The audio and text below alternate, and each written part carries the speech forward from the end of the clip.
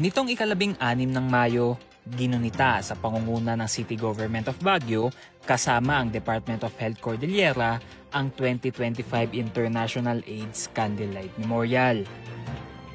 Layo ng pagdiriwang na ito na alalahanin ang mga namayapa dulot ng epidemyang dala ng HIV/AIDS. Layunin din ito na mas palakasin ang laban kontra sa naturang sakit sa lungsod ng Baguio. Ayon kay Mayor Benjamin Magalong, ang pagdiriwang na ito sa pamamagitan ng City Health Services Office ay isa sa mga hakbang ng lokal na pamahalaan sa tulong na rin ng iba't ibang private sectors para mas mapataas ang kamalayan ng publiko patungkol sa HIV at AIDS.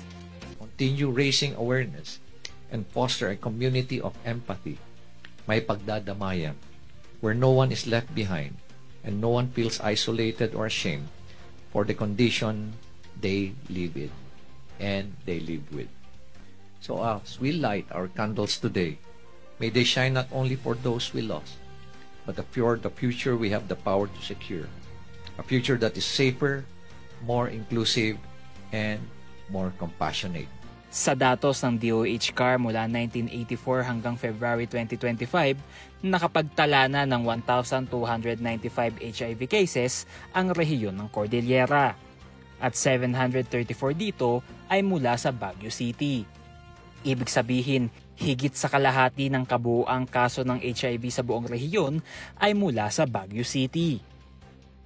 Kaya naman, patuloy na pinaiigting ng Department of Health Cordillera kasama ng Baguio City Health Services Office ang mga proyekto at programa na may kinalaman sa gera kontra HIV at AIDS.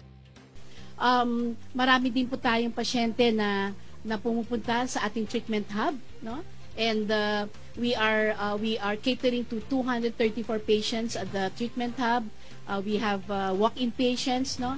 And we also refer patients to the hospital for any further management. We are continually doing health education, especially to individuals with high-risk behaviors, and especially to our young people, no? We have to go to schools, no, to increase awareness on HIV/AIDS. So I think really this year we will be having a lot of our organizations, schools cooperating with us so that we can put down or end the AIDS epidemic. Ang International AIDS Candlelight Memorial ay hindi lamang isang pag-alala sa mga naging biktima ng HIV at AIDS.